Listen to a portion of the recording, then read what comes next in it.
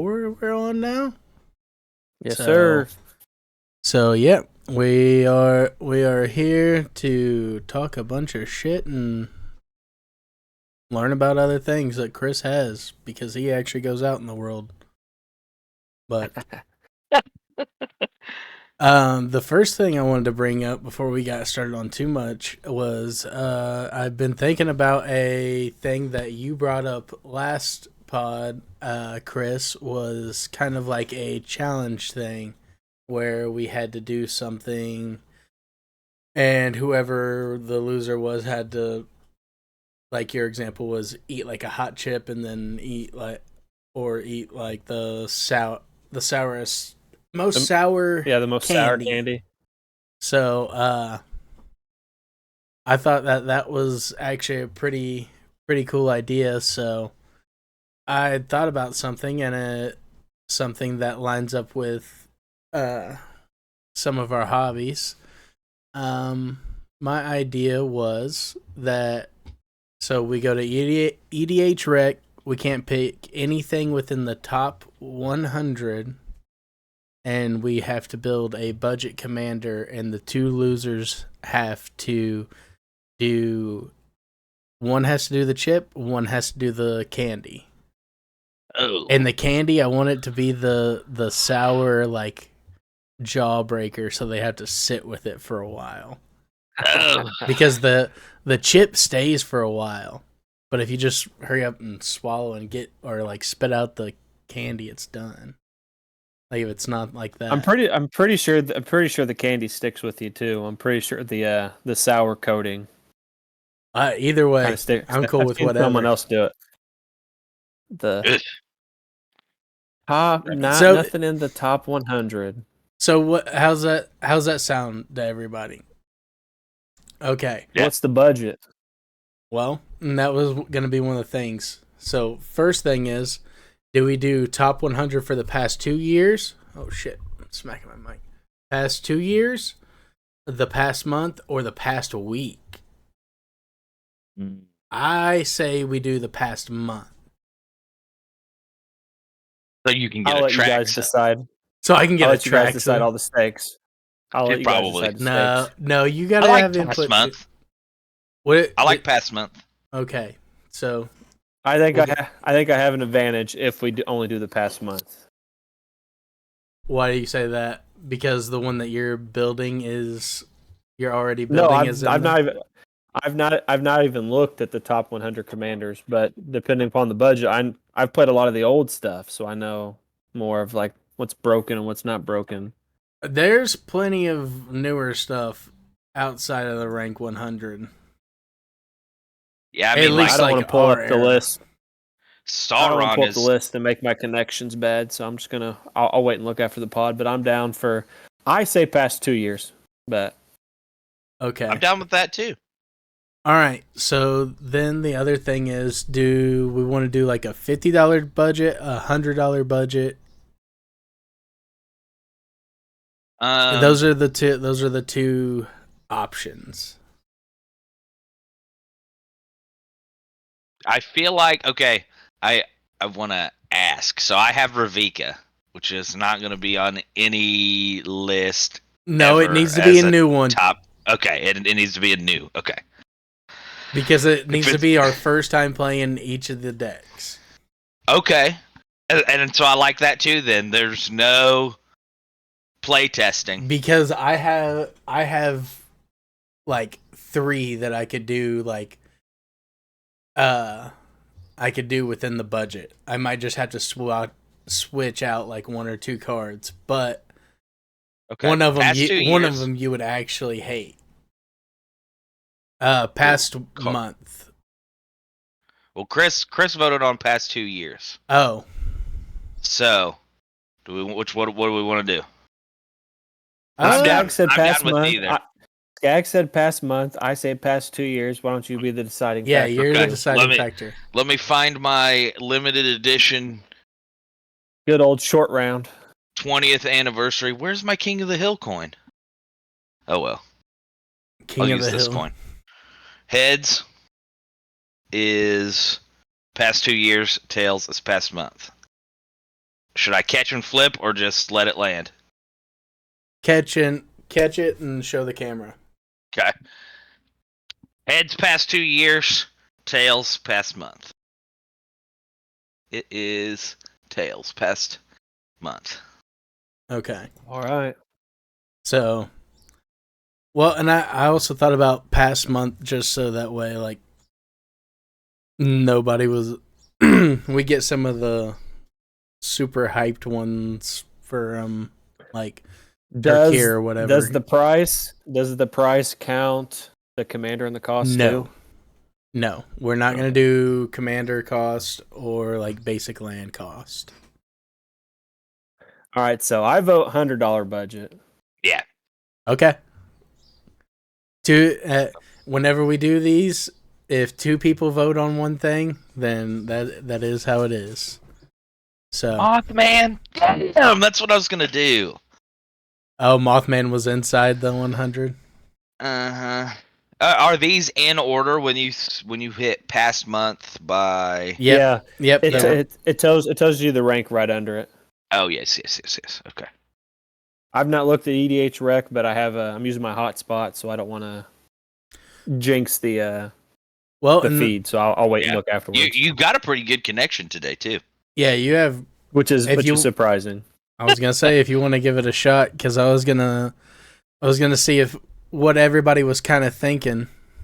You know who's not in there, and you know who's never been one of my commanders. Morphon. Sliver Legion. Well, I think Morphon is in here. He was in the past 2 years.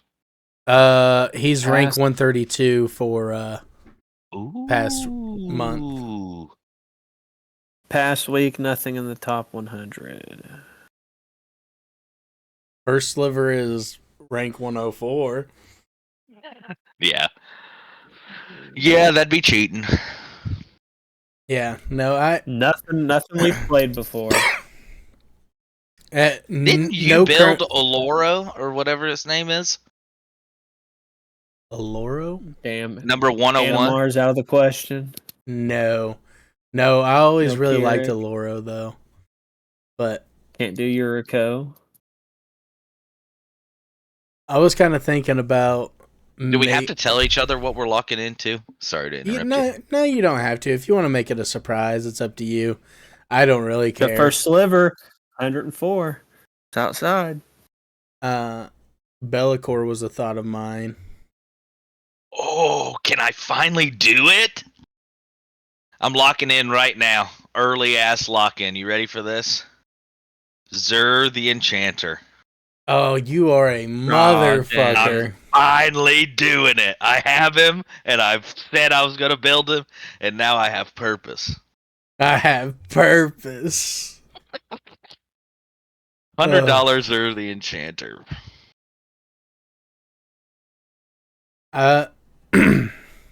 So that was Yara one of my the Desecrated, Turgrid. Oh yeah, I guess we should. Halar. Also, I have no idea. Are we doing no holds bar? Like, I mean, I get it. We have $100 budget, but you might be able to sneak some sneaky stuff in there. As far as the new commander rules go, what's our rank going to be? What are our deck ranks going to hover around? I would say. I think the budget kind of keeps the power level down enough. I don't think it matters. Okay. I was gonna say if you want to try and stay within a bracket, you can. Because a lot of the game changers are gonna like if you want to play one, are going to take up a decent value. Yeah. I was gonna say we can. My thought was like around like 3. Like no, don't go into like 4. If you want to do that, I don't even think we'll meet a 3. You don't think so? Not with $100 budget? Some game changers are expensive, man. I mean, I guess some of them are. I guess unless you pay a couple game changers and a whole bunch of shit cards, but it's possible. I'll have to do some research on what I'm going to play because I don't know. Yeah, I can also I could make Tetsuo if I wanted, finally.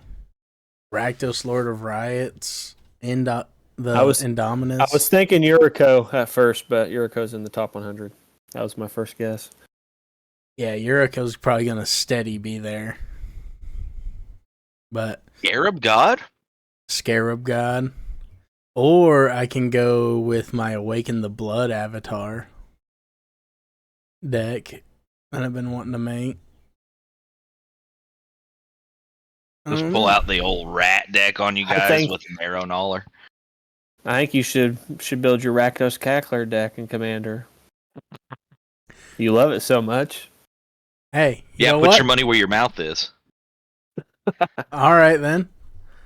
Maybe I'll just do a Sir Gwyn equipment deck with Rakdos Cackler in it. Oh, God. It'd feel real bad to get taken out by equipmented up Cackler. Ooh. It'd feel real bad to get that deflecting palmed back at the guy attacking with it. You gotta be run the collars, brother. I'll play Go Gentai, the 5-color enchantment, just so I could run all 5 colors.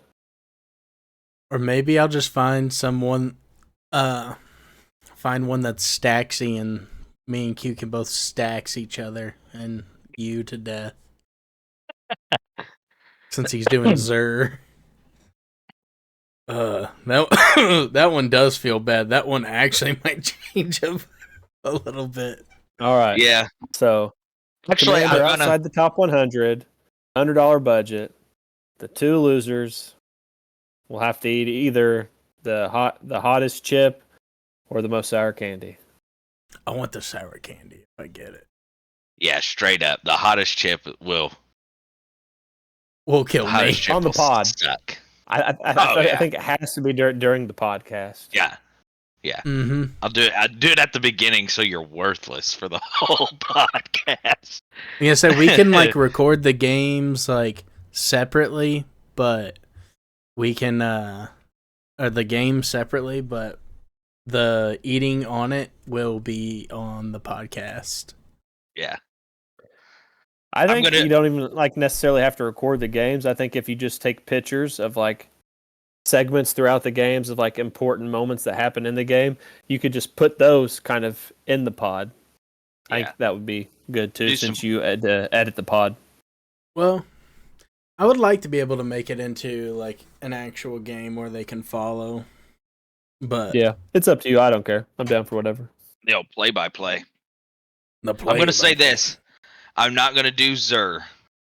That way everybody keeps them secret, so there's no secret tech against each other.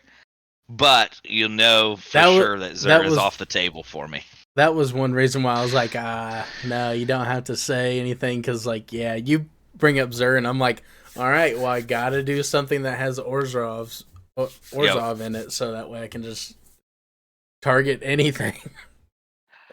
Exile. Maybe I'm busting out Reaper King. Oh, that would be cool. You get reverse Reaper King. That would be funny. I played Reaper King at the other group that I play with, and they were like, "Just play it, dude. It's okay." And I'm like, "I'm telling you, if it pops off, it's not very okay." They're like, "It can't be that bad," and it popped off, and I'm like, 2 of your lands, 1 of your enchantments, 1 of your creatures, 1 of your creatures," and they're like, "Okay," and then what do I get? And I'm like, "Nothing. Just destroy permanents." And they're like, "Oh, we don't like that very much." I'm like, I told you wouldn't. I don't mind it. That's how Carter is to a certain effect for me. And Carter's a $40 deck. But yeah. I love him. I love Carter. Carter is... I mean, I hate playing against Carter, but Carter's fun. Carter makes it to where you can't be... the game can't be slow. And so that... Yeah. There's certain people that I've played with that I was like, yeah, no, I definitely want to play Carter. And whenever we used to go over for UFC fights and play with Mace and Cole, sometimes they piss me off with how they're you know what? I'm not gonna do anything. So I was like, yeah, Carter's great. Mm-hmm. But yeah, no, I was thinking about that this week, and plus I'm in the want to do like build another deck. I've been feeling the itch to do such a thing. So that's what I think I don't know. There's so many commanders that I'm like, I could build that. That would be cool. When's our deadline?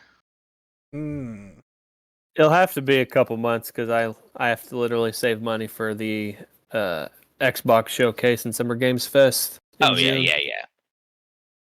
Okay. Sometime this summer. Sometime this summer, I think would be fine because $100 budget. I think all three of us could just outright buy a budget deck for the most part. Mm-hmm. Yeah. Yes, sir. So we will get the timeline, the deadline a little bit more fleshed out a little bit later, since I just sprung it up now. So we didn't have a whole lot of time to figure all of that timeline shit out.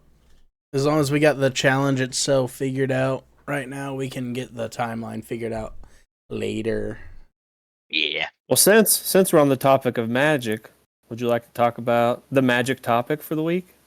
Yes. The unbans? Yes, exactly. Yeah, I seen that a few of the unbans were actually some of the stuff that you said.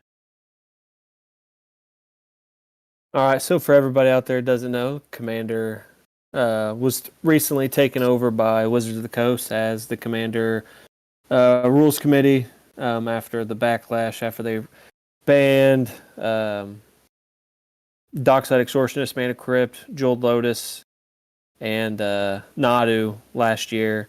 Caused a whole bunch of backlash, multiple different reasons. So Wizards of the Coast took over, and they announced that sometime in the spring this year there would be revisiting the ban list, and there'd be unbans. A lot of us thought there would be more than this. Some of us didn't think these would be the specific unbans. Like, I thought some of these were fine. But they unbanned Gifts Ungiven, Sway of the Stars, Braid's Cabal Minion, Coalition Victory, and Panoptic Mirror. And I'll read the description very quickly of why they unbanned these. For Gifts Ungiven, they said it's a beloved card with a great history. Many have enjoyed casting this card in all sorts of formats. They're excited for it to return to Commander. The previous concern of the card was that it was a powerful tutor, the time-intensive casting process, and the combos that are enabled by the card. They consider that within the structure of the brackets, regular pre-game conversations, if your deck's trying infinite combo people with this, you should often help sort out for the right environment for the deck that you're playing. On the other hand, a fair Gifts Ungiven's fun, akin to like Fact or Fiction. And then they think, oh no, I skipped that. Sway the Stars, which might not be common to many people unless you played Magic for a while. It's 2 blue for 8 sorcery. Each player shuffles his or her hand, graveyard, and permanents he or she owns into their library. Draw 7 cards. Each player life total becomes 7. It's an old card from Kamigawa block. The 10 mana way to reset the game, just like Worldfire, which was also unbanned in Commander previously. To little fanfare or play. There are some people that enjoy this type of effect. It is an impactful card, but not very powerful. There are plenty of other spells that cost 8 or more mana that have a far higher impact than Sway of the Stars. They predict that we'll see a little play, but the people who enjoy cards like this will be able to play another one.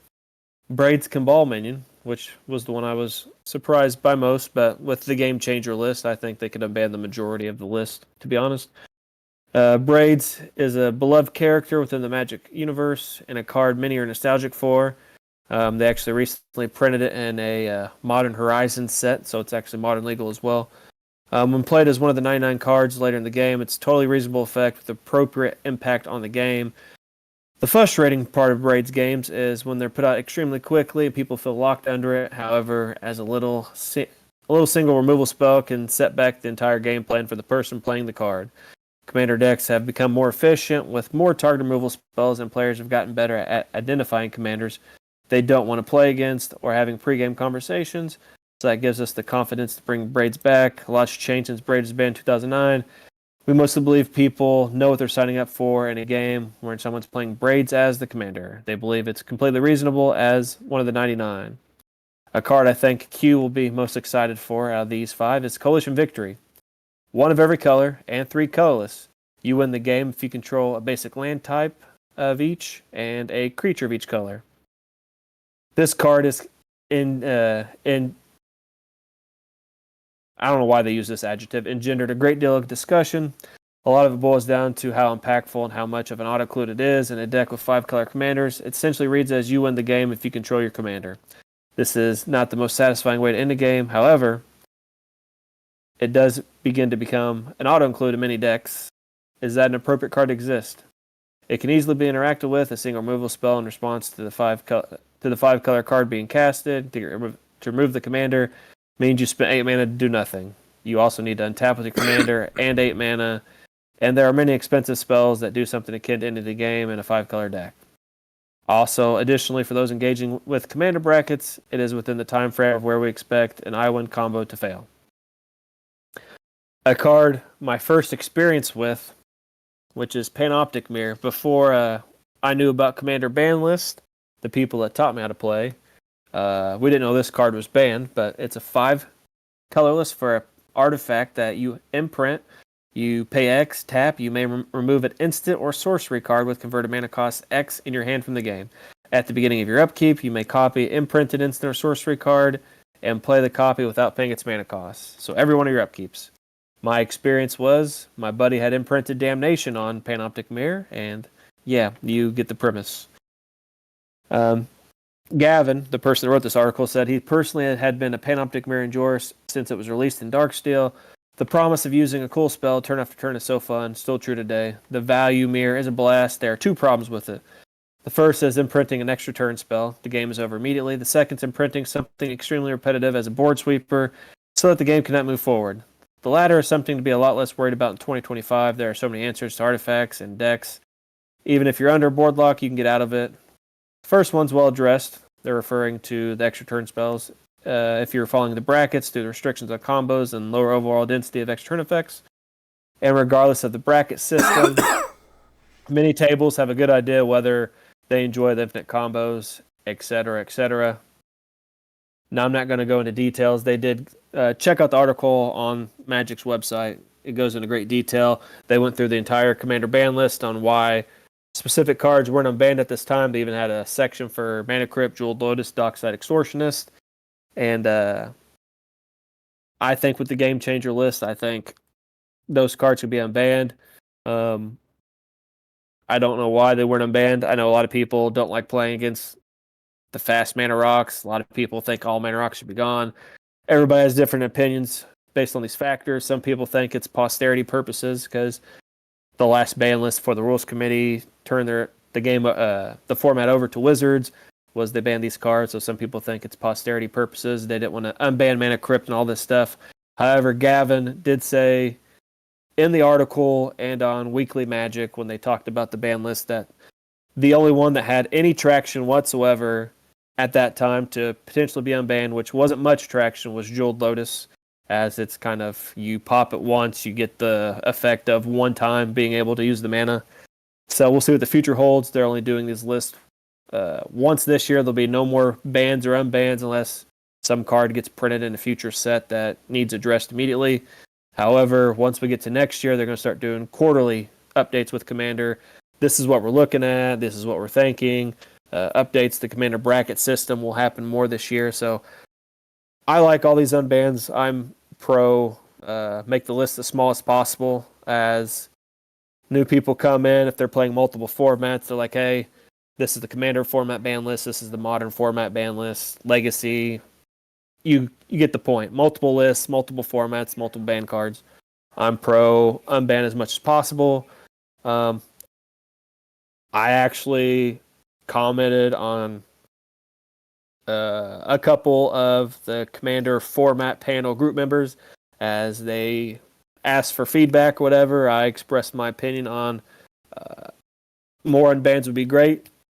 I didn't, attack them negatively like a lot of the people did when they banned Mana Crypt and Jeweled Lotus. However, I said that I think that they should be unbanned, added to the game changer list, which, by the way, they said all cards that get unbanned are going to be automatic game changers. They also updated the game changer list, so if you've not looked at that recently, just to flesh, obviously, it's still in beta. It's not the final form of the bracket system. It's still under progress, but I said unban Mana Crypt Jeweled Lotus. I'm fine with Dockside Extortionist. And obviously Nadu still being banned. So I'd like to get your guys' opinion as you guys don't really play. I hate saying CDH because everything's just EDH to me. But you guys aren't playing like the highly competitive EDH tournaments and stuff like that. UQ have a couple different groups you play with. You play with Skags and stuff like that. So I'd like to get your opinion as some of these cards you guys might not be familiar with, like the Panoptic Mirror specifically, or a card like Sway of the Stars. What do you think? I think Braids and Sway of the Stars, I don't like them. I don't like them as unbans. The other ones I don't I don't necessarily really care about. Panoptic Mirror, I can see where like the issues might come with that, but I mean you have to pay 5 mana into itself and then however much mana to imprint whatever you want onto it. So like for extra turn spells, I mean you're looking at what, 9 mana or something like that? And the cheapest extra turn spell is 3, and it's one of the ones like you lose the game afterwards. So like unless you're doing some big time shenanigans, which a lot of people aren't, you'd have to go with 5 for like capture Jingzhou or like the basic time walk or whatever, and then you get up into the territory you were talking about, like 8 or 10 mana and stuff like that. But like in total, like the mana cost is pretty high to be able to end up doing that. So that one I don't really care. Coalition Victory, that happens. So I mean, you have to get Wooburg plus 3, and you need to have something out that is all each color. I mean, that's not happening super quick, but. Now that would count for a Wooburg creature, right? Yes. One Wooburg creature counts for the all creature types. And then like there's a new card. I don't know how much you guys pay attention to like new standard cards. I know you guys look at it every now and then. There was a new card, not in Tarkir Dragonstorm, but like one of the sets before that where I forget what it is, but it puts an everything counter on one of your lands or some shit like that. So like it makes the land like technically count as yeah. But and that would apply to Coalition of Victory. Yeah, it just says control. I think it says control basic land. I exit out, but I'm pretty sure it just says control basic land type of each color. Of each basic land type and a creature of each color. Yeah. Okay. Wow. And then Gifts Ungiven. It gives a little bit of agency to like your opponents and everything. And like I don't know. It's still very, very strong because all you gotta do is build with that in mind. And a lot of the times it's used for, I think when he references specifically like combo purposes or stuff like that. Like I could be wrong, but Gifts Ungiven states you choose up to 4. So a lot of the times you're going to choose 2 because your opponent, on the card it says your opponent chooses 2 cards to put into the graveyard. So automatically, if you choose 2, the 2 cards are going to go to the graveyard. So like currently Iona is still banned, but like for example, like say Q's playing a mono green deck, right? And I play Gifts Ungiven, and the 2 cards I put in the graveyard are 2 cards I pick out of my deck. I don't pick 4. I'll just pick 2. Gifts, Unburial Rites, and Iona, Shield of Emeria, and then Obviously, those will go to the graveyard. I'd flashback on barrel rights with Iona named Green, then Q can't play. Obviously, Iona's currently banned, but like I think that's what he means by like combo purposes. But to be honest, like you could choose up to 4 cards, and there's obviously people run multiple combos in their decks. Like you can get multiple different things, but that is what I used for it in Battle Wits. Battle Wits, I had Iona, the Elspeth that gives all creatures -2/-2 my opponent's control, and 2 other big fatty creatures that I'm going to cheat into play. But that's what I use Gifts Ungiven for in that. So that is my understanding for combo purposes. You know, hey, but that one can happen. That one can happen a little quick, but I feel like it's nowhere near like braids. Braids you can get out as early as what turn? I mean, you can get braids out. You can get out turn 1. Yeah.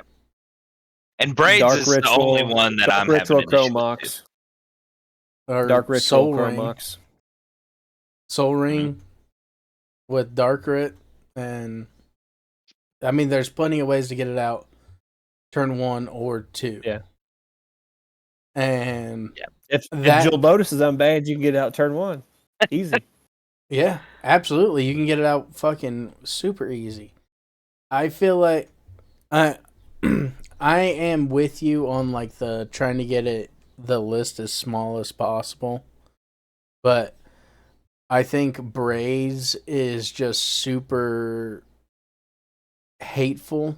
Like everybody hated Turgrid so bad, but Turgrid still allows you to kind of like play the game.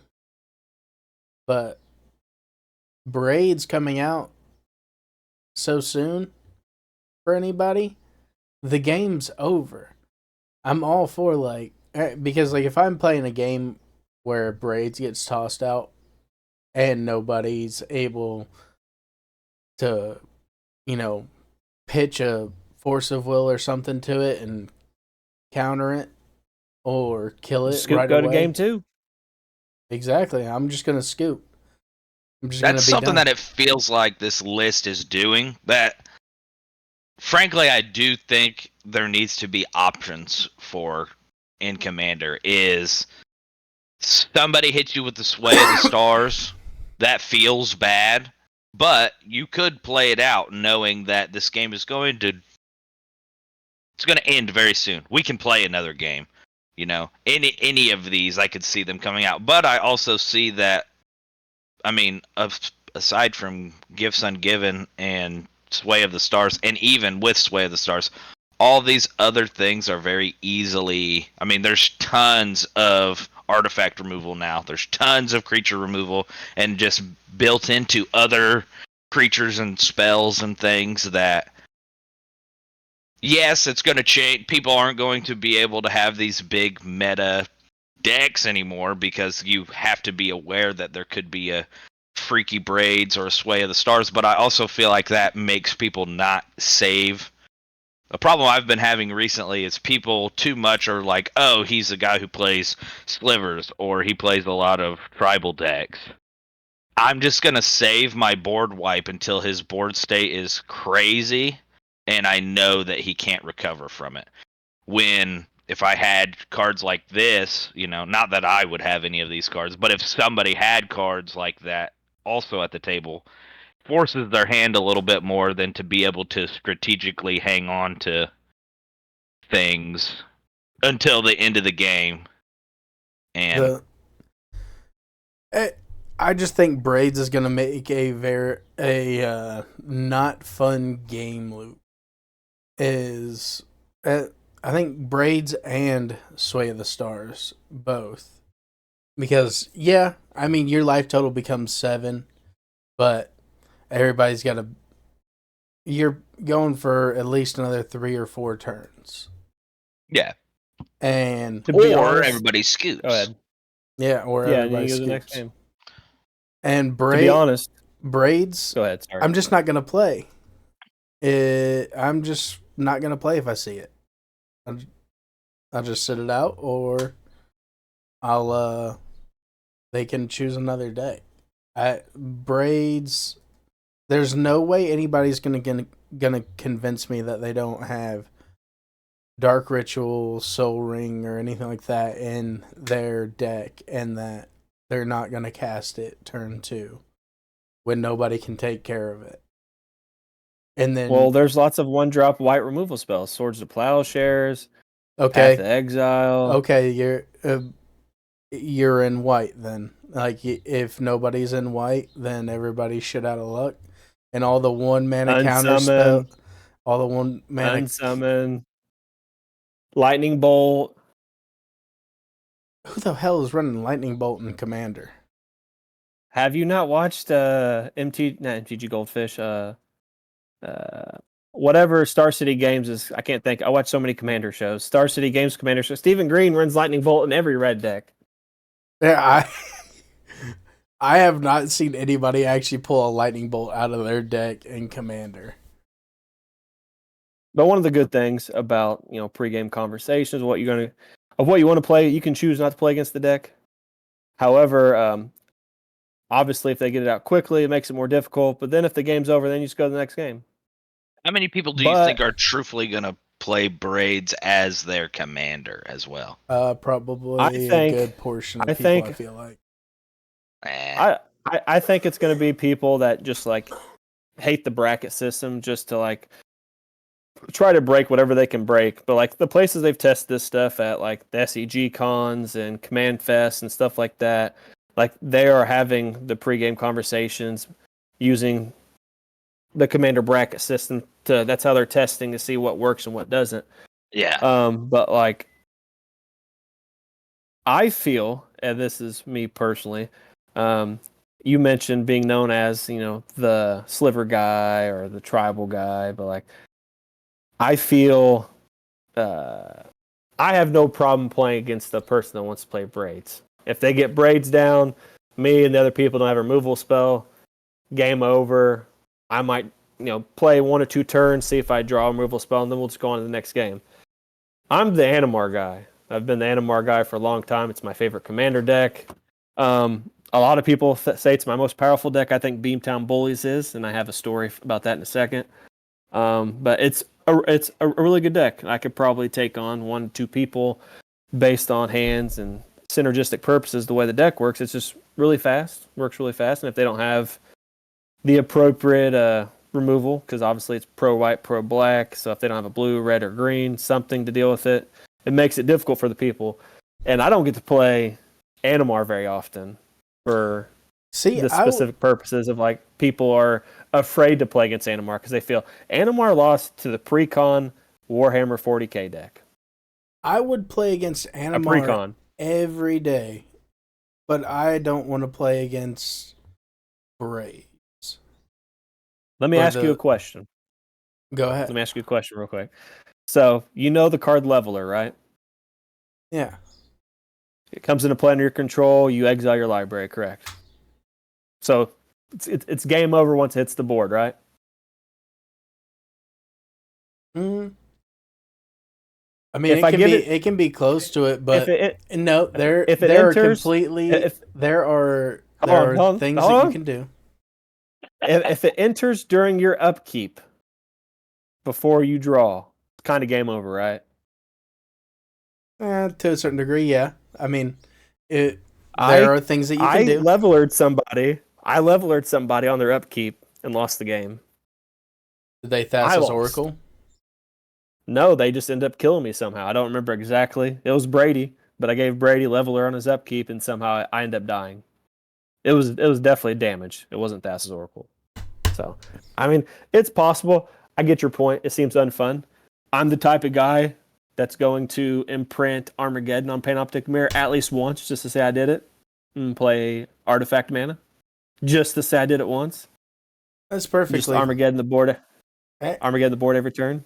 The thing is, everybody has things that they like to do that they think is fun that not everybody does think is fun. Like, one of my favorite things is throwing, World Slayer on an indestructible creature, and then I just win the game after that because I'm the only one left with an indestructible creature, and it has World Slayer attached to it, and I'm just gonna destroy everything turn after turn. So I guess it's kind of like that in a way. Is you get braids down turn 1 or 2, then especially if you're like first to get first up, and it goes to the next person, they have to sacrifice their one and only land. Yeah, just scoop at that point. I guess at that point, like I won't not play, but I will be very loose on my FFs because I'm not gonna try and force my way through a braids where all I have is land. Now maybe I just thrive on. Obviously, I've played Magic for a long time, so like I have a lot of knowledge about older cards, and I don't know if it's because the person that taught me is like really. He knows way more about Magic than he's probably forgotten more than I know. But like, I thrive on being like known as like that guy. Let's attack Chris first. He's playing Animar. He's playing Beamtown Bullies. I thrive in that scenario. I want, I guess, quote unquote, I want the smoke when it comes to that type of situation. So I feel I would not play Braids just because that's just not my style of gameplay. Like, there might be a chance where I'd play it probably in a deck at some point, just as like, because it's kind of pseudo removal in a way. But like as the commander, I'm not playing Braids. See, because like I don't like cards or play styles that prevent people from playing. And Animar isn't like that. Animar just means that you get to play way faster. And yes, it is a lot harder for us to take care of your commander because it is pro-white, pro-black, but you're still not. You're furthering your stuff. You're not setting everybody at the table back, and that's where I feel like is a feels bad game loop is whenever the way that you get ahead is by staying in the same spot and putting everybody else just behind. I get what you mean. That's a gameplay loop that I'm not a big fan of. But everybody likes something. You know, give Braids the one game, and if they decide to do that, okay, cool. FF, and how about we pick a different deck? And I will say that after these, like, it's not completely off the table for like any of these cards or future cards to get put back on the ban list. They did say that, anything can happen, but nothing's happening for at least a year. So like these 5 or 6 cards, these cards are legal for the foreseeable future until unless, like I said, something comes out in a future set that warrants something crazy. They need to ban. No changes for a year. Yeah. Well, and like going down through and looking at everything, Iona, I don't think Iona should be unbanned. Why's that? For the exact reason that they put in it is that, it can it. You choose red, and everybody's got red in there. Hopefully, hopefully people are playing 5-color. They're not playing monocolored or just 2-color decks. 3 colors. Let me ask you a question. Let me retort and ask you a question then. Yeah. So, obviously, the format's changed since the beginning. When I started playing the format, Iona was legal, and I've been playing Commander since like Scars of Mirrodin, just to kind of give you a time frame for people watching in YouTube that around Scars of Mirrodin's when I learned how to play Commander. And Iona was legal. Painter Servant was banned. Well, when they unbanned Painter Servant, they banned Iona. For people out there who don't know, Painter Servant is a scarecrow. It's an artifact creature When it comes into play, you choose a color. Essentially, all cards in decks, hands, in play, graveyards, they're all whatever color they are, but you get to name a color. They're that color in addition to other types. So, for example, I'm converting a legacy deck that I have into a Painter Servant deck. And so, like, for example, I'm converting it to mono blue. So I will name red. Red's going to be the color I'm always going to name. It's not going to change just for a simple fact. Hydroblast and Blue Elemental Blast can counter red spells. So I can, in case I need to counter something of their thing while I'm setting up the thing. But the point I'm getting at is Grindstone has always been legal in Commander. Grindstone's an artifact. The ability is, I can't remember the mana cost. It's probably 3.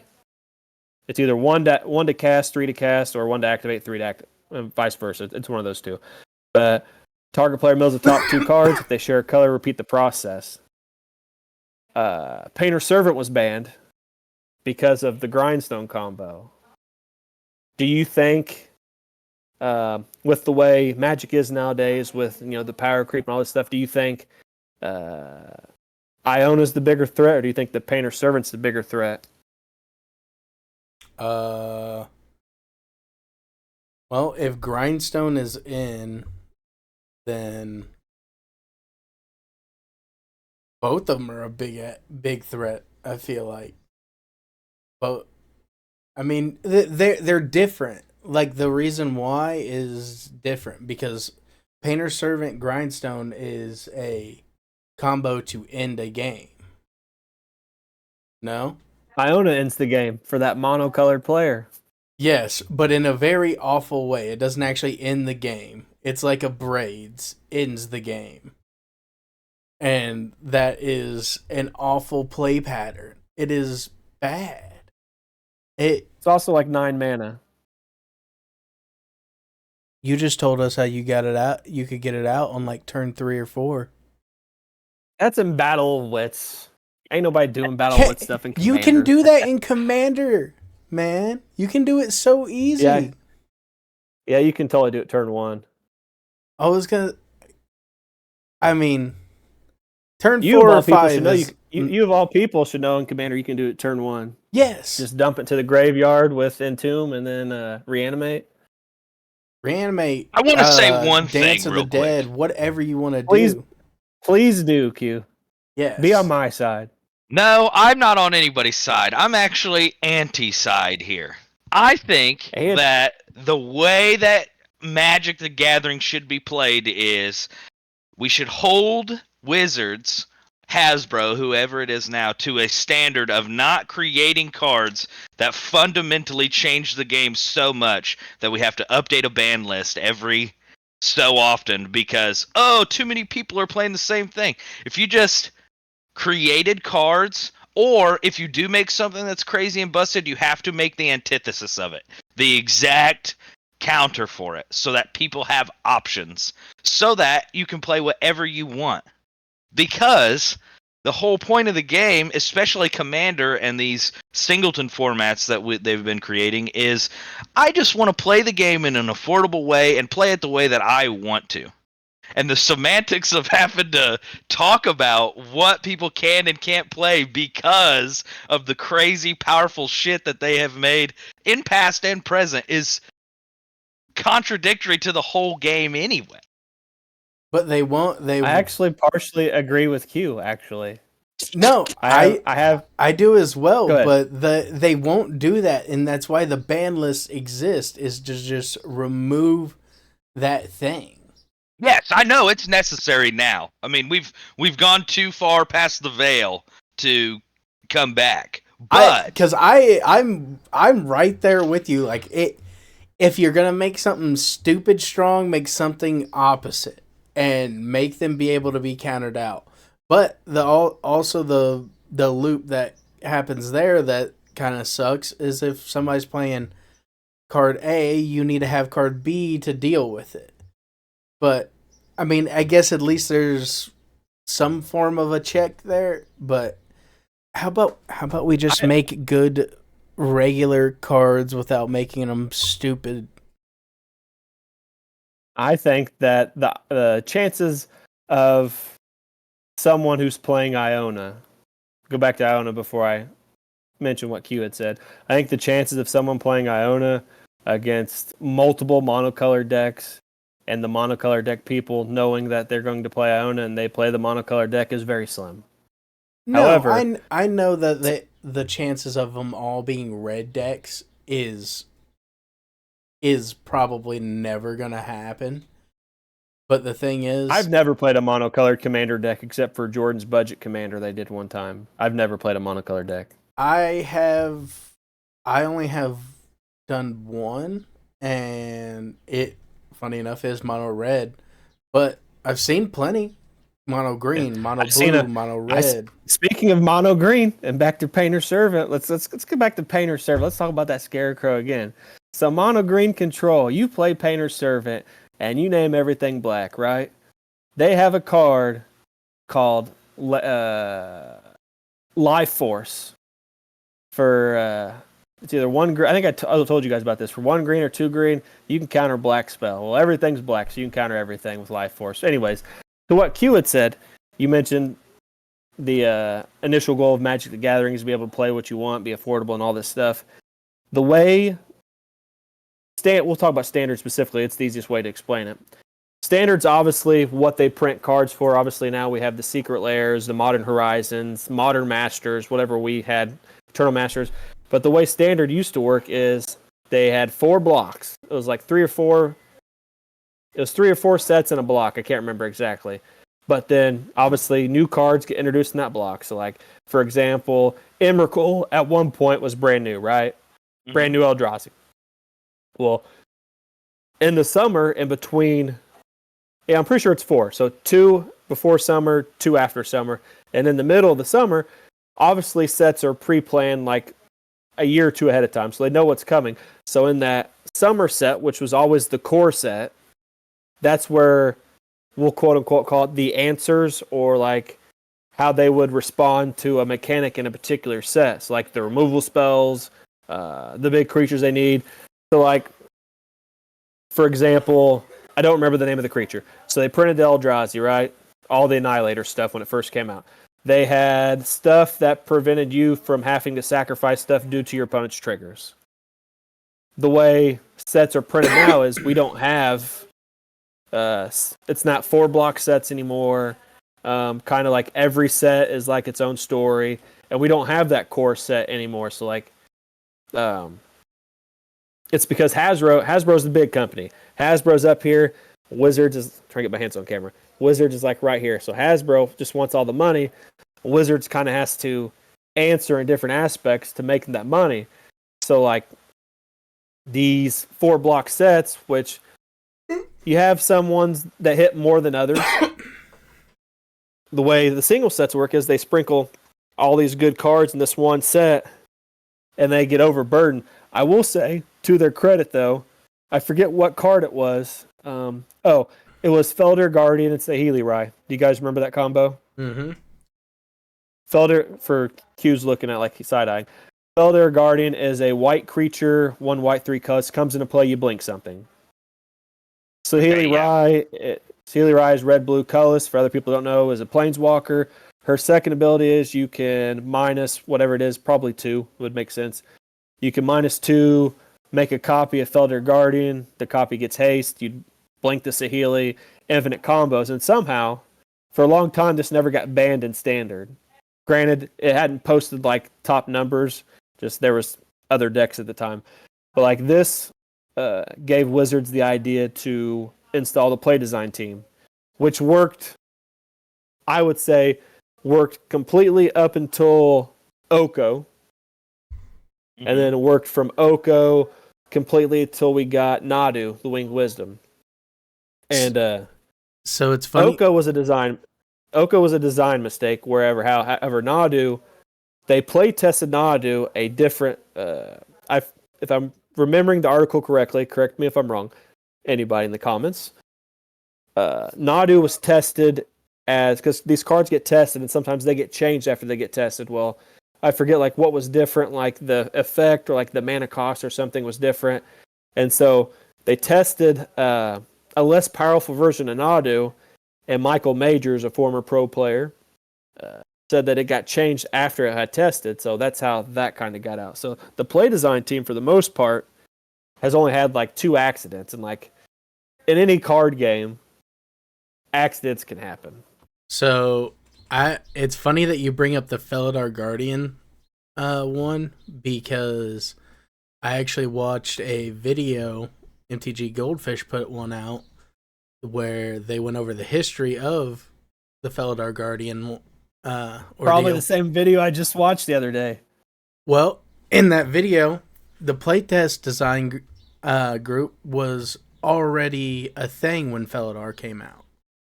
But it wasn't a failure.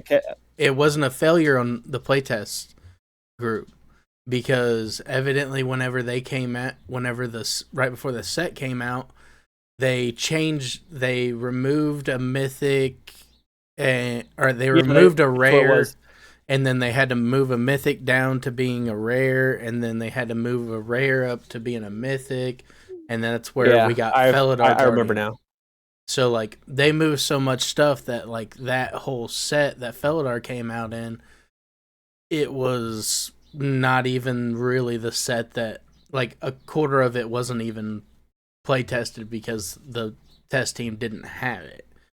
But even still, I mean, there's been a few that I think have been way too strong for, like, the playtest group to be letting out. Like Uro, whenever it was initially released, do not tell me that did not break the fucking collar pie. I hated that part of it. Do your Simic stuff, but stop gaining life. You don't gain life in Simic. That's white shit. That's Bant. Leave it alone. And what were they? What do they call them? The free spells from Modern Horizons, from the Modern forces, yes, or the elementals. The elementals. Okay. I think that those were some of that was the dumbest shit. I thought that those elementals were awful, especially can't remember the white one's name, but Solitude. Yeah, Solitude. Awful. I hated it. It was not a balanced card. But that's just me. And I think... Go ahead, sorry. Everybody was running it. Everybody was running Solitude. Everybody was running... I mean, really just Solitude was the one that was crazy until... Well, I was gonna say until Scam came around, and then we got the red and black one that started making a bunch of noise. Which I did make Scam, and Scam was fun, but it was stupid. Yep. When it comes to the design process, I'm all for. I guess my philosophy is I'm all for trying out new stuff. The elementals didn't bother me specifically. The forces only bothered me slightly, and it's not just the simple fact like they're really good, because they are good. I don't think that all the forces are good within like the level of power, so to speak. Like force negation is obviously the baby force of will, and then like how many other forces besides force of vigor do you know exactly what it does? I can't remember the name of it, but the black one is remove. It's Force of Despair. That one is pretty much destroy any creature that's entered the battlefield this turn. Yeah, it's pretty much graveyard hate for like dredge and stuff like that. If these forces would have all been same power level, someone that isn't as inclined into the modern format, like Q, as he mainly plays Commander now, Q would remember what all the forces do. The white force is a ++ for creatures. The red one copies a spell. The elementals, everybody remembers all of them except for the blue one. I think Subtlety. Is the least likely. Yeah, and it's the most, I'd say that and Solitude's the most played as. Obviously, the red and the other one, the red and the black one's banned right now. But like, if they are going to have like a cycle, at least make the power of all the cards in the cycle kind of be along the same. Like, if we go back in history, I can't remember every card in this cycle, but you guys know Gaia's Cradle, the card I played in Animar, legendary land, taps for a green for each creature. Well, they have a cycle of these lands, and the cycle. Actually, I have to look it up now.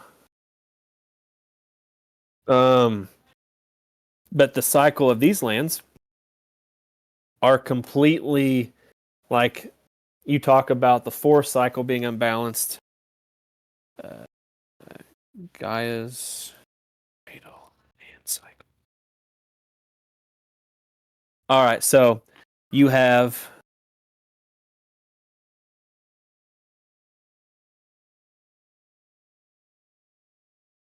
well, that's not fucking right. That's the wrong cycle. Let me try this again.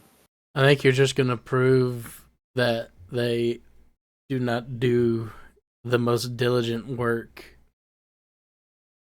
to everybody. I'm all down for cool cards and everything else, and I think every set you have to set a new standard and do something new and do something cool and everything. But I always felt like the cool parts about the sets were like the new abilities isn't the right word, but the new like keywords that they put on them. Yes, so like when we went to the set where they did all the Godzilla stuff, and we got the partners. Ikoria, yes. We got the partners, and we got all kinds of cool things. That's supposed to be the cool, fun part about it, and then you make balanced creatures around that, as opposed to here's something that we had to ban a little baby sweet otter before he even came out because he was going to completely change the way people play the game because of the companion mechanic. So I found him real quick.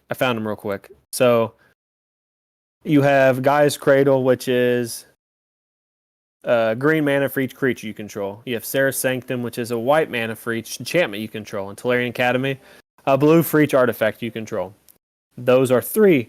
And the other 2 cards in this cycle is Phyrexian Tower, which taps, sack a creature for 2 black or taps for a colorless, and Shivan Gorge, which taps for a colorless or you can pay a red and 2 colors, tap it, deals 1 damage to each opponent. That is the land cycle. Very imbalanced. Extremely. I think if they're going to do something along the lines of a force cycle, elemental cycle, whatever cycles they want to do in the future, just try to. And this was way before I played design team. Like I wasn't even playing back in the Urza cycle. But if they want to have a powerful stuff, they need to have everything along the lines of like equal in power level. Because like I mentioned, like Skags knew what 3 of the 5 forces did.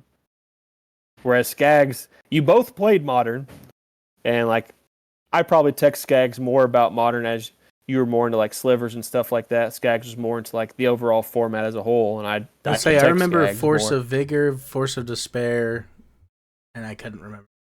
Force of Negation, and that's it. Well, yeah, I know Force of Negation, but I meant like any of the not prominent ones. Because Force of Vigor was pretty prominent. And so is Force of Negation, but Force of Despair wasn't around really at all. And I think I had that. I tried to sneak it in your guys' sideboards. I'm not going to lie. I actually put it in a sideboard or 2. Just because the way that the format worked at the time, like in Scam, I put it in the sideboard of Scam. Because the way that some of the decks worked were, okay, I can have 2 creatures, and then by the time my opponent's turn ends, they have 3 and I have none. So I'll just pitch And you mentioned earlier World Slayer. Speaking of stuff trying to sneak into people's decks, obviously people ask me for deck ideas and stuff all the time. I try to just I like spicy stuff. I like interesting stuff. I like to play meta stuff, but I like to sometimes, add my own spin or my own flavor on stuff. So Ryan Tracy, before Hammer Time was a deck, he asked me if I could help him make an equipment deck. And the Hammer had just been released, so like it wasn't popularized or anything yet. So I made him an equipment deck, which ultimately the format turned into Hammer Time. But like I'm like, hey, I got this spicy thing with Dark Steel Plate and World Slayer. I think you should slot it into the deck, because if you can get that off, and you just blow up all their permanents, and you just have the creature, Dark Steel Plate, and World Slayer, you're winning, man. I don't think he ever did it. But I don't think so. It'd have been funny if he did. It'd have been funny if he did, though. Yeah. No, there was, honestly, the elementals were something that was like the biggest push away from wanting to play modern Magic for me, because it felt like everybody was running Solitude, and anything that was not a control deck didn't really have much agency. And that's why I made Scam, and Scam was fun, but I also didn't enjoy the most abusing the same thing that I hated. Like I said, it was fun, but abusing the same thing that I condemned everybody for was, I don't know, not fun, I guess, is just the way to put it. I do, Chris. Yes. One more thing before we get going. It's probably not going to show up very well on my camera. You know what? I'll just send you a picture of it later. That way we're not taking up a million years on Magic today. I do want to say, the last thing I'll say specifically is I do like these straight to modern sets. I think it adds over time. I will say, before I talk about this, that I wish Standard was still 2 sets in the first half of the year, because I like when they tell like the whole story throughout the 4 sets of the block. 2 sets, the big set over the summer, and then 2 sets of Standard in the fall, and then sprinkle in the modern Horizons or Commander sets or whatever else they want to do in between, and then the core set.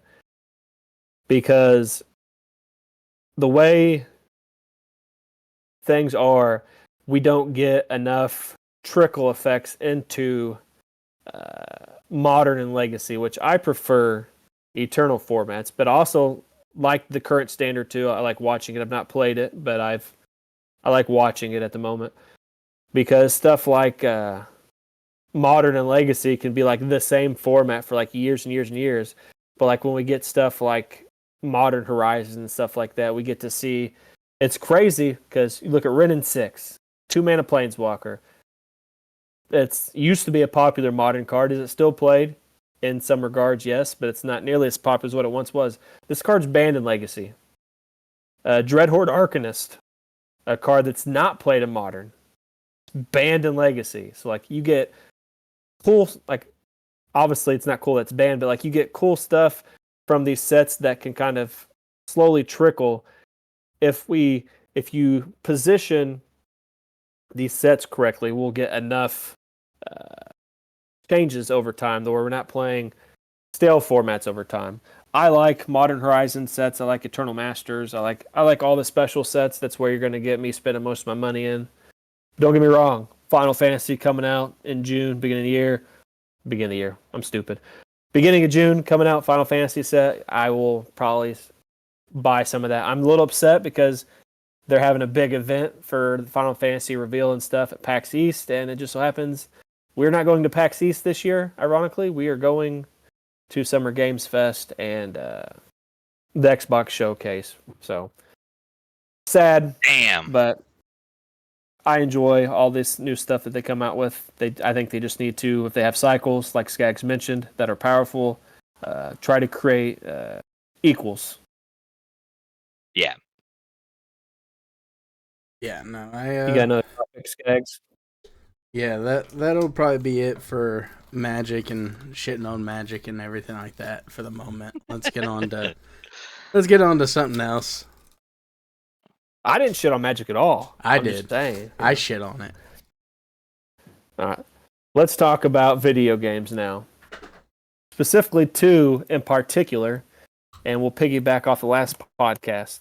So last podcast we talked about how you guys hadn't really played Oblivion like that. Like you never really dove deep into it.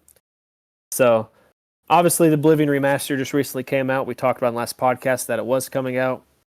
It just recently came out, and then a few days after that, Claire's Obscure Expedition 33 came out. And both games have done phenomenal numbers. I'll tell you those in a second. I've not played Oblivion Remastered yet, as I worked the entire week that it came out. I played one night of Expedition 33, 9.5 hours. And let me tell you, this game, I know Skaggs, we were talking about before the pod, not really his bag, but this game is absolutely phenomenal.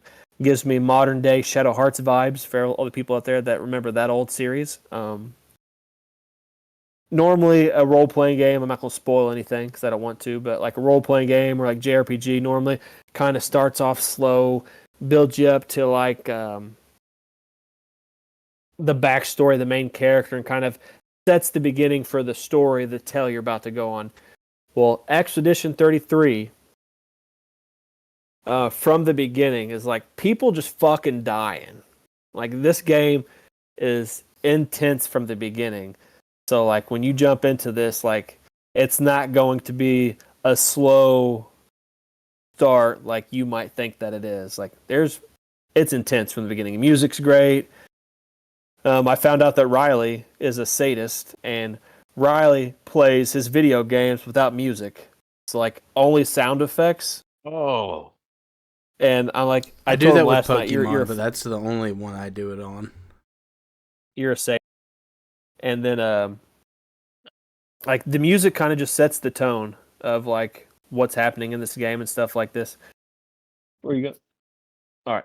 So the music sets the tone for this, and like it just kind of it puts you in the feels of like what's happening, and like a lot of the reasons of like music specifically for me as a young kid. I don't know if it's the same for you guys, but when I played games as a young kid, obviously there's some nuances and stuff that we don't understand when we're younger, just because we don't have that type of knowledge. But I remember playing video games, like I'll mention Suikoden's music for a second.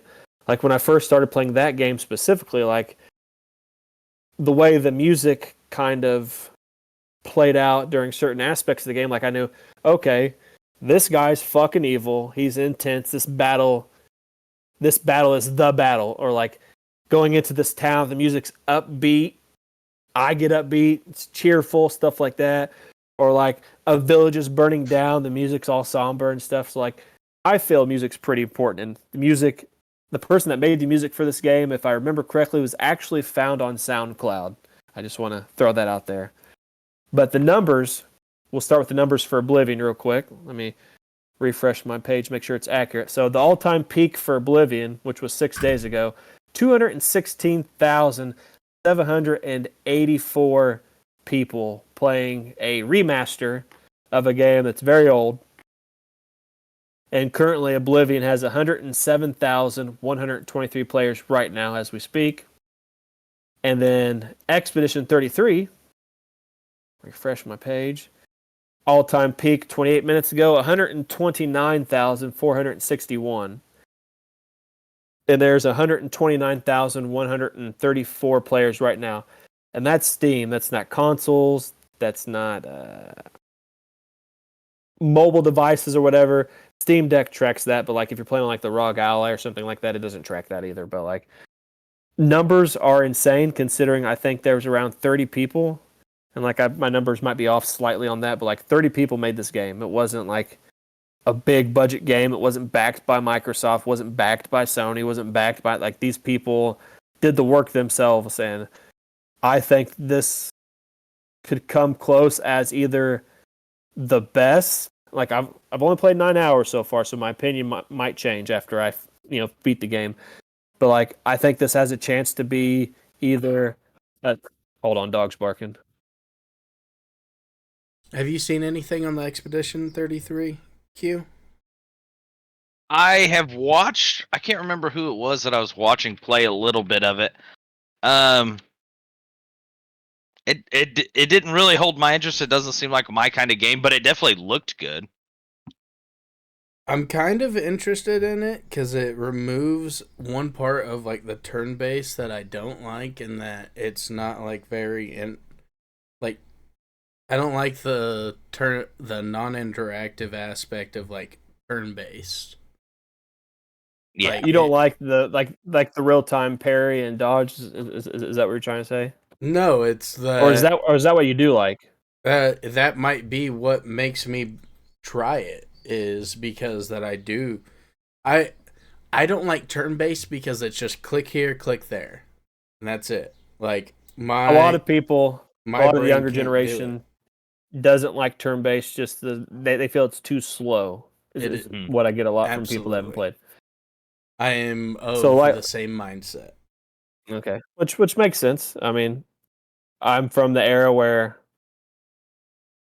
it was all turn based, like the early Final Fantasies, and games of that aspect. But like I was saying before, the dogs started barking. I'm a big turn based guy. I've not played a lot of Souls-like games. Some of these bosses kind of can feel like they're Souls-like based on how hard they hit if you don't parry or dodge. If we're not including remasters, specifically Suikoden, I think if you take my favorite game out of the equation, I think for the current generation of consoles, I think the top two games for me, as of right now, is unless I'm forgetting something, is Baldur's Gate 3 and this Expedition 33. That's how much I've enjoyed this 9.5 hours. Like I said, it brings me back to Shadow Hearts. I know it's a turn-based game, but for everybody out there, if you like retro games, definitely go try Shadow Hearts and Shadow Hearts Covenant out. I can't recommend the third game, as I've not beat the third game myself, just because I'm not a big fan of that one. But this game's pretty epic, and those numbers, Expedition 33 is the highest rated game too, I do believe, that's come out on this generation. I believe really? I'm pretty sure it's the highest rated. I've seen some wild shit like that. I want to say Thursday about it was that it was insane, getting insane ratings. So, and we've talked about it before, where like small teams can make great games, and this topic's going to lead into a segue for the next one eventually. But like, you don't need 500 people making the next Call of Duty, next Halo, whatever. Like, these 30 people made essentially like one of the best games of like the entire PS5, Xbox series. I don't know what generation you count the Nintendo Switch. I don't know if Nintendo Switch 2 is technically this generation, but whatever. Like, this game is like the shit. Like, Yeah. I don't say that lightly. It takes. If I were to review this game, it ended after this 9.5 hours, I would probably say it's like a 9.8, 9.9, or a 10.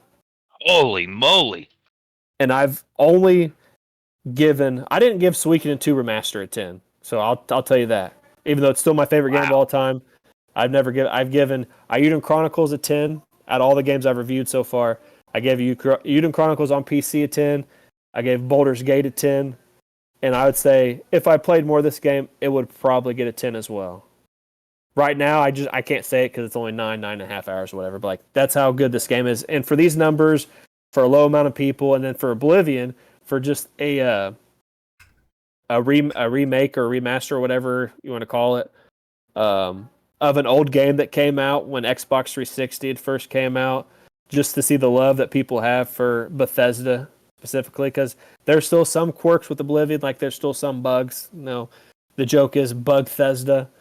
Mm-hmm. Like, to see these games succeed before we get to the next topic is amazing. What do you guys think? I know, like Skag said, he's not a big turn-based guy, but like, to see these games have this type of success with the gaming industry of like layoffs, price raise, and all this other stuff. What do you think? So you said that people are showing out for Oblivion for love of Bethesda. I don't think that that's true. I think they're showing out for nostalgia. It could be the love of Oblivion. The love of Oblivion, because Bethesda's had a few misses that haven't quite, I guess, instilled like courage into their fans as of late. But either way, yeah, no, the Oblivion, it looks beautiful. There's a bunch of weird shit to it that I didn't end up liking or enjoying myself, but that could just be some of those things are probably just because I don't know what the hell I'm doing in there. Another one is, like, one of the biggest ones for me is just like, you can't walk up a hill. What the hell is up with that? Is that normal? Are you not supposed to be like... I would say it depends on how steep the hill is. Because, like, I guess I can technically walk up a hill, but it's at, like, quarter of my speed. Well, yeah, you're walking up an incline. Oh, fuck off. Let me explore. I don't want to survive more slowly. Run down the road and then run up a hill. Okay. I'll do it. That's fine. And let me know what your speeds are. I mean, yeah, it's going to be that way, but you know what? I'm not in a video game. I don't have magic powers or a big... It is funny. It is funny you mention this, because in Skyrim, which is the 5th Elder Scrolls game, in Skyrim, there is a way you can get you're Dragonborn. I can't remember what the people are called that they teach you the shouts. Whatever those people, the Greybeards. Their little tower place, like behind it, you go up that thing and like you find like whatever's up there. It's like that big dragon dude or whatever is up there. You can get past that without learning any shouts by climbing up that mountain on a horse. Mm-hmm. By jumping. So like that's just Elder Scrolls, man. You shouldn't be able to jump up a hill on a horse for sure, I'll tell you that. No, you're not jumping up a hill, you're jumping up a fucking mountain. A mountain, sorry, my bad. Mountain. Big difference. Yeah. A horse can definitely jump up a hill, but not a mountain. Not the way that you do it in Skyrim. I don't know. I love Bethesda games. Go ahead. There's just certain things about it to where I can be like whenever I was streaming it and playing it, and I was talking with Q, and I'm like, I can definitely tell this game is old as hell. And they gave it like the 1-to-1 remaster. They didn't add anything else like nice about it, because like my dude can carry like 150 pounds, which is barely enough for armor and one weapon, and fucking can't walk up a hill faster than my grandfather. You gotta level up, dog. He's saying get good. Drink a strength potion or whatever it is that increases your carrying capacity. But that it looks good. I need to play it more because it does have some good stuff about it. It kind of the hill thing actually did kind of suck a bit out of me, because I was like, man,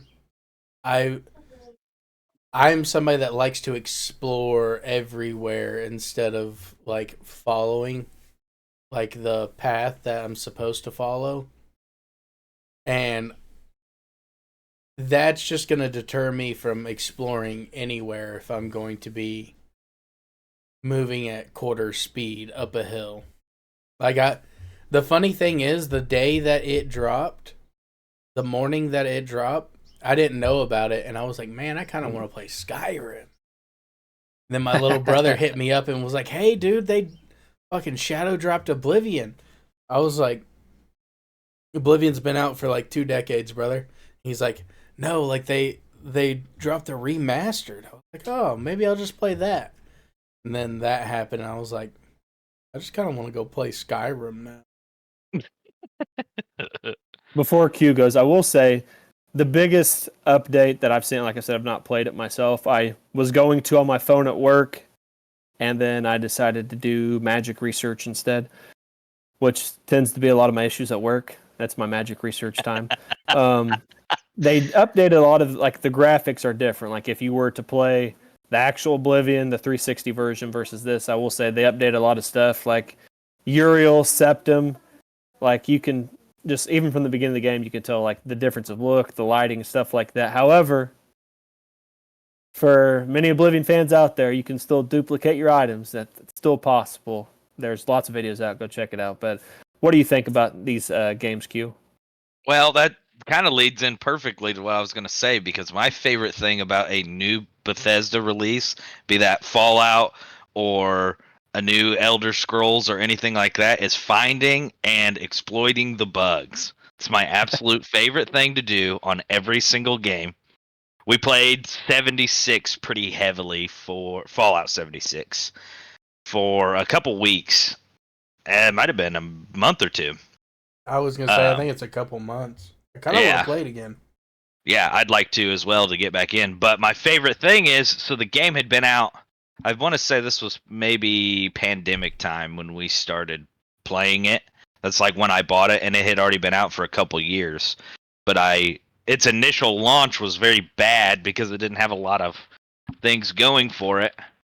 So we picked it up, played it, had a lot of fun. But my favorite thing is, so in that, your interaction with power armor is really weird, and I could glitch through walls. And the same thing in Skyrim, I knew where all the chests were too close to the ground, and you could like loot the shopkeeper's chests and things just by going to a specific rock in the world. It just fun stuff like that, where that's not how you're supposed to play the game, and I'm enjoying it for the totally wrong reasons. But it still happens in Starfield.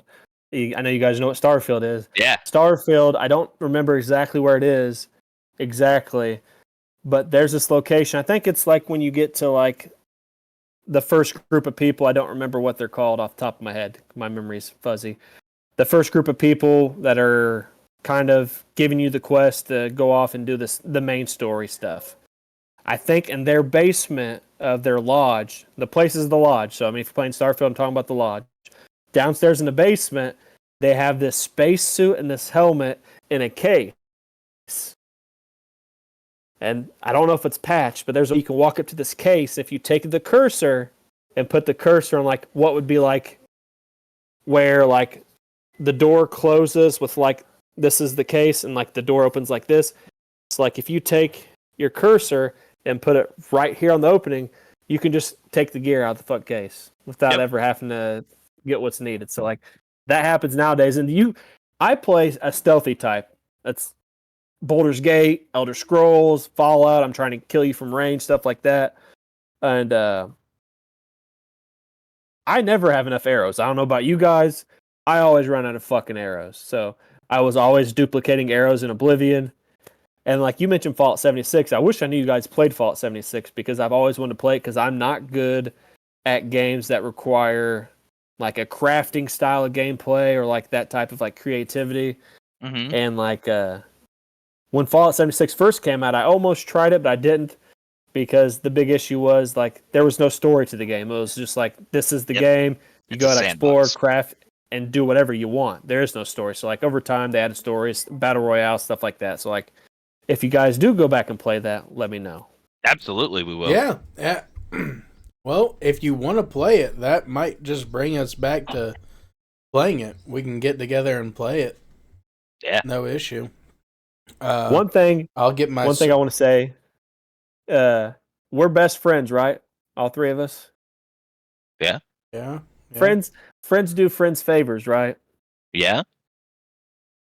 So what I want you guys to do for me, and then I will owe you guys a favor in the future. Okay. At least try Expedition 33 for an hour and a half. Then if you don't like it after that, you can drop it. You got to at least try for an hour and a half. Okay. I will absolutely do it. All right. And then, like in the future, if there's a game, I will totally buy it and do the same for you guys. Just an hour and a half. Then if you don't like it, we will reconvene on a future pod. You can let me know. I think even non-turn-based enjoyers would enjoy the game. Okay. I will definitely do it. I'll even get my my old private server for Fallout going for you for when we do it. Hell yeah. But yes. Yeah, getting into public servers is scary on there. There's some big boys in there. Oh, speaking of that, Fallout 76.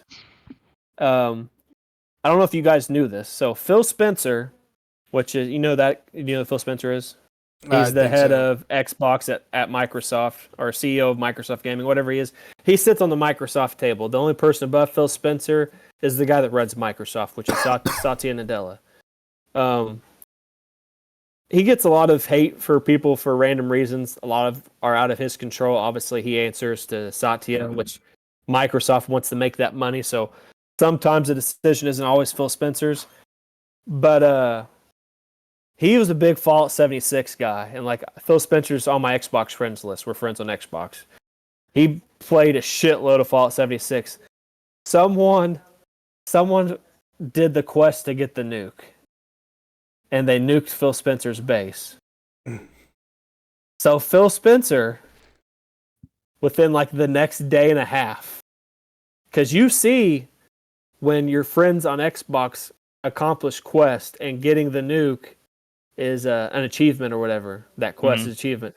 So we've seen Phil Spencer also do the quest and get the nuke.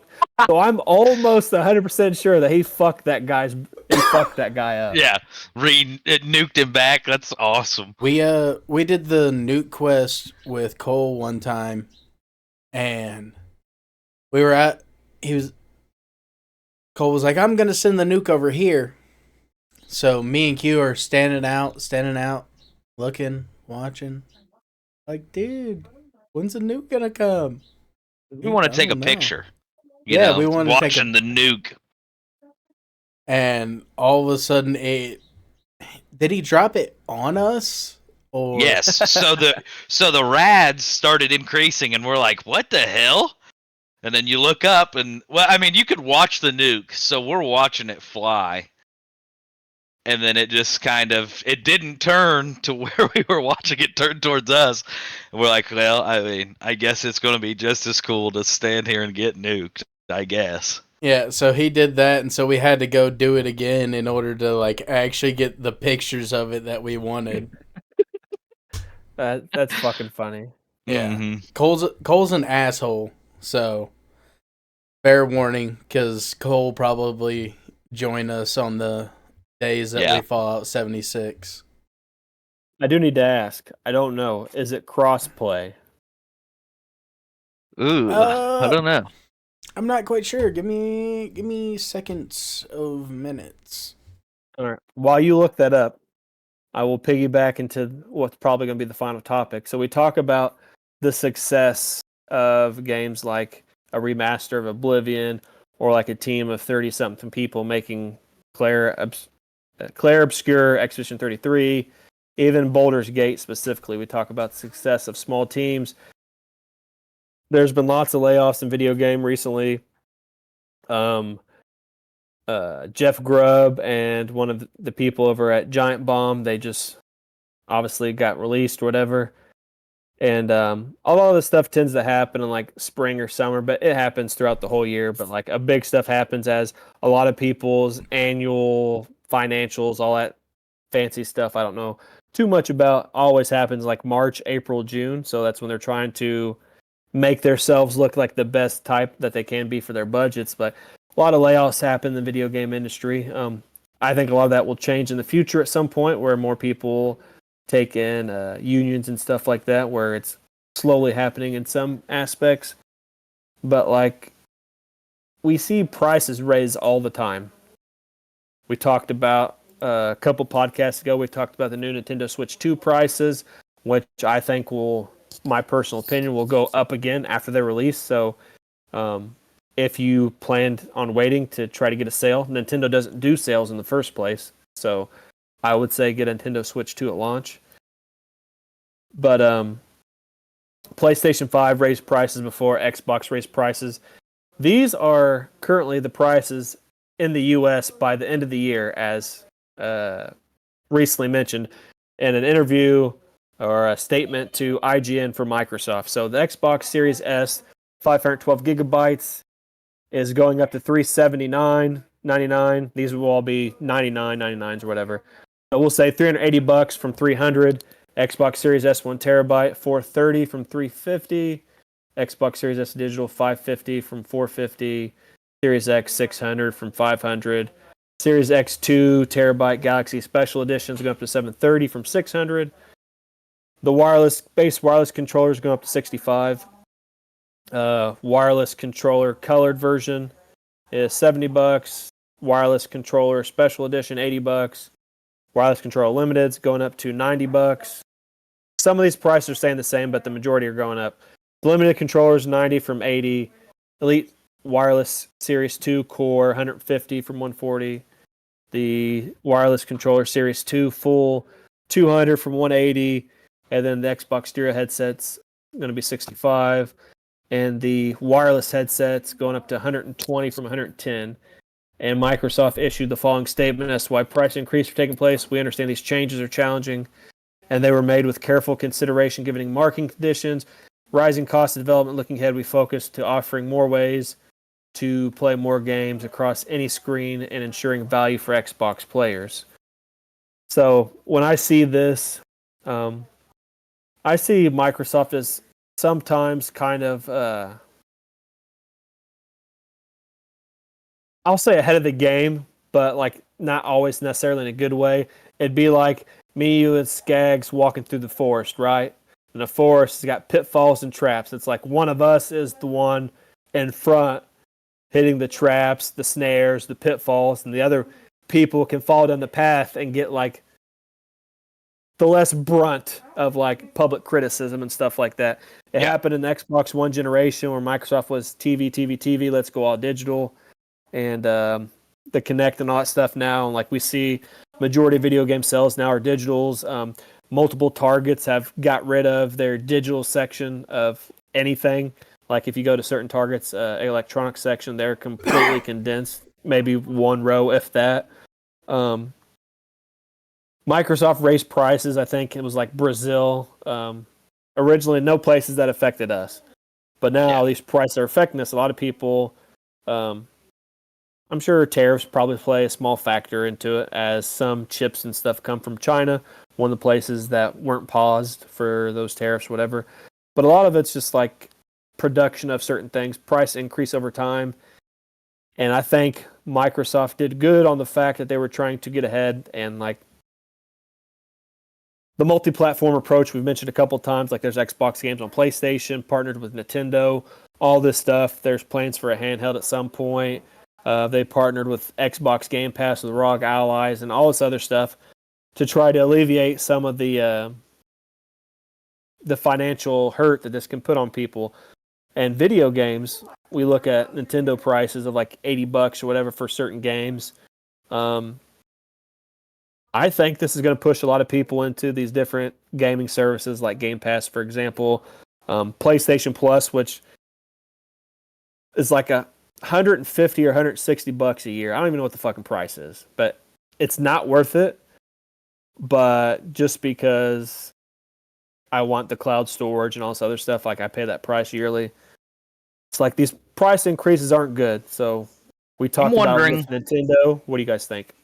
I'm wondering if the price increases won't finally push people to where I got with consoles, which is why I now play most games on computer, is that if they want to go digital with all of their games anyway, I feel like the point used to be when you had your 64 and you had your PlayStation 2 and everything is, here's my memory card and here's my physical game, and I can go to my buddy's house with his PlayStation and we can continue where I left off, or we can play, start a new save over at his house or anything like that. And now that everything has went to digital and everything is digital in a way that you can already do that. You guys can just share your saves, or you can do whatever you need to do. It makes it less necessary to have a console. It makes it less necessary to spend the money on buying a console, because we can online share all of our saves. We can online share our data. So to me, the smarter move would be ditch your consoles, ditch playing everything between Xbox and PlayStation, ditch the console wars and the arguments and everything, and just play on computer. And force PlayStation, force all of Xbox and Microsoft and anybody else to say, okay, if you want to continue to make games for us and you want us to continue to support you, you have to put them on platforms now that we're supporting, because you made your consoles either too expensive, or you made your games too expensive for not even physically getting anything. You've pretty much made your console a computer with less features, because I can't search the internet or anything like that. So I might as well go buy a computer for almost as much as what you're charging for a console now. The crazy thing is, go ahead, sorry. I just was going to finish up with it seems to me the smarter switch would be drop consoles altogether, switch over to PC. And Xbox doesn't care where you play. They don't care if you play on PlayStation, Xbox, PC, exactly. Steam Deck, ROG Ally, Switch, your phone, smart refrigerator, wherever you have access to the internet, you can cloud on. So. And Microsoft got ahead of the game with that by putting everything everywhere. And I will always be a console gamer. I like to sit on my couch. I like to play on TV. However, even though PC part prices are going up, you look at all the new graphics cards and fancies, 5090s, 60, 1000s, whatever. Those prices aren't cheap either. However, the one central place everybody's games will always be, except maybe Nintendo, because Nintendo is PC. All of Xbox games are Steam. PlayStation stuff will always be on Steam. I'm sure at some point some Nintendo stuff, my prediction is, will at some point be on PC. But the thing is, we mentioned I don't know if I mentioned to you guys on a podcast, the big rumor about the next Xbox situation is the big rumor, like not confirmed, take it with a grain of salt, is like it's going to be able to switch between like storefronts or whatever. So like, for example, the idea, so to speak, is like you would have like like if you have two social media accounts, we'll use Facebook for example. Like I have my normal personal Facebook, Chris Jones, and then I have Lords of Gaming because I'm the community manager and I control their social media, and I can just switch back and forth with a click of a button. Mm-hmm. I think, and what the rumor is you'll be able to switch between different storefronts. So like the rumor is like it'll have the Xbox OS, normal Xbox stuff for those types of people. And then, like, if you want to have the console, supposedly the rumor is that you'll be able to switch between Steam and Xbox on that particular device, so to speak. But, like, as a console gamer, always be a console gamer, always have been, always will be. PC is probably the best platform to play everything. However, if this rumor, what has been discussed about Xbox and the multiple storefronts, then I will essentially be a console PC player, so to speak, because Steam will be on consoles at that point. But if a consoles player tells you PC is the best place to play, because another thing is, we talk about Game Pass. one of the best services in gaming. I say it's the best in my opinion. PC has PC Game Pass, right? I still recommend Xbox Game Pass Ultimate, however. But like you look at games like Age of Empires 4, Civilization, kind of the stuff that you would automatically believe is just built for the mouse and keyboard type of gameplay. Like that stuff comes out in PC Game Pass before it comes to like Xbox console Game Pass. Mm-hmm. So, like you get to experience all of the console games on PC automatically, and these other games that should be on console but aren't immediately there because they got to configure controls and stuff for controller and vice versa. But like PC is the best place to play. I'll personally be a console player, but I definitely agree with Q as PC is probably where you should get most of your games, and it's definitely going digital. However, I will always buy physical copies of anything I'm collecting. So obviously Suikoden, I've not bought my physical copies yet, but I will.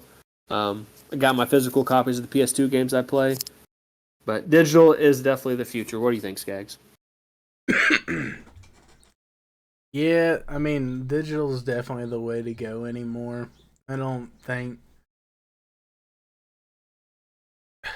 there's any reason not to, besides the fact of like some of the like developers, publishers, or like I think Ubisoft's the biggest one that's saying along the lines of you need to be happy not owning your games and pretty much just leasing them or renting them. Like you're only paying to get access to them. You don't actually own it. But I mean, besides that, there's no real reason to not be just buying digitally. And from somebody who had multiple consoles, and then I also had a PC. I would have to concur that a PC is absolutely the best place to be. I mean, I'll never go back. Especially if you're streaming too. I'll never pick up another console unless you count like Switch. Switch is a console, but it's like a mobile thing. So it's not like a at home. At least me, I'm not buying it for like at home. I'm buying it for the fact that it's like mobile. Yeah, as soon as Switch adds in like calling feature, I'm ditching Verizon Wireless and I'm just carrying my Switch around, dude. I think same here. That's crazy because I'm completely opposite. Like, I don't know if I told you this, guys, originally, but like when I had a Nintendo 64 back in the day, my biggest thing was playing the I think it was 64, maybe it was Super Nintendo, but you had the ability to play definitely 64. You had the ability to play Game Boy games on 64, and like my dream as a person who always struggled with Pokemon Yellow in the beginning until I realized that electricity is weak against Brock. Yeah, it took me a while. I realized that I always wanted to play Pokemon on a TV. And I actually bought my Switch 1 so I could play Pokemon on TV. So I'm different in that aspect because I don't do, right now, I don't do a lot of mobile gaming specifically. I don't take my Switch multiple places. Yeah. But definitely enjoy Pokemon on TV because what's better than playing a double battles in ranked on Pokemon Sword and Shield with a Shedinja team and just picturing this guy pulling his hair out because he has no moves to hurt my Shedinja. And I'm just sitting there stalling, smiling real big as I get to see my Shedinja on my 75-inch TV just making this guy fucking sweat his balls off. Yep. It is fantastic to be able to play those games. But I feel like you lose the less that they exercise the mobile how the mobility of the console, the more we're slowly losing mobile gaming to literal mobile phone like worthless brain rot games, where it used to be like I had the trade cord in my backpack every day. I didn't remember my homework. Oh, I good didn't old remember trade cord. anything else, but the trade cord and my Game Boy and my everything was in there, because if we could sneak off and get a moment in time to play, I was trading. And I was dealing. playing straight up.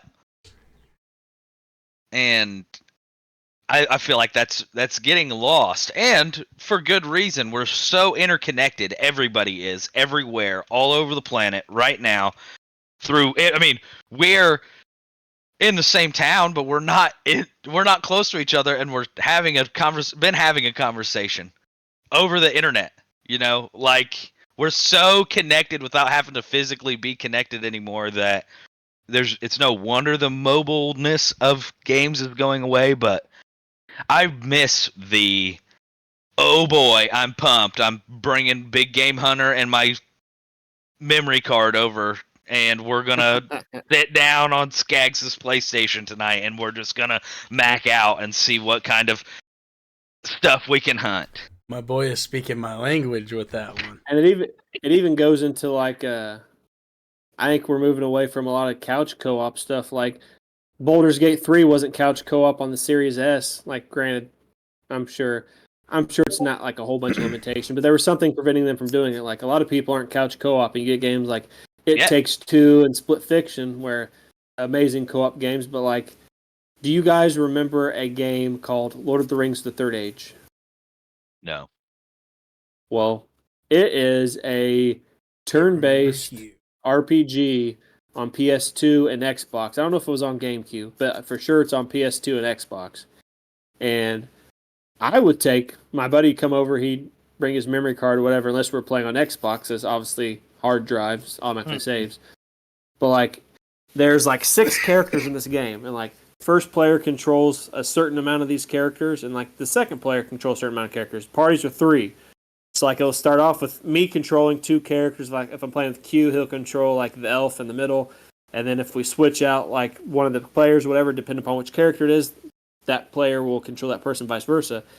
And this was an amazing couch co-op game that I still have to this day. Still been trying to I tried to play it with Blake and Dominique, but the copy I gave to Jordan to clean would always freeze when we played co-op in the same spots. Like, I think not even just mobile gaming, but like mobile gaming experience, couch co-op, all this stuff in general is kind of getting thrown by the wayside since we're so interconnected, like you mentioned. Yep. And it's sad because that was some of the more fun times playing games that I had. Was there's just something different about playing a game where you're physically there with other people. Like, to the point when Borderlands 2 came out, we made it a point to, like, we all brought our 360s over, and we had multiple TVs, and we all were playing in the same room. We're playing with each other via the internet, but we wanted to be in the same room and playing with each other because that's the kind of game that felt right to do that. Yeah, we wanted to be shoved inside of a 6x6 box with 5 TVs and 5 consoles going on at the same time. Yeah. I hate bringing up Magic again, but it's even just TCGs in general. Magic, Yu-Gi-Oh, Pokemon, One Piece, whatever. So much I better love in Magic. person. Magic's the greatest game of all time. But like, just the in-person factor of like, I don't know if you guys feel this way, but I feel if I'm playing against certain people and formats I'm experienced in, I feel to some people I have an intimidating presence against some people. I felt it playing against Jason, the mono red guy from the shop. That's not saying much. I used to do it to Riley all the time. Like,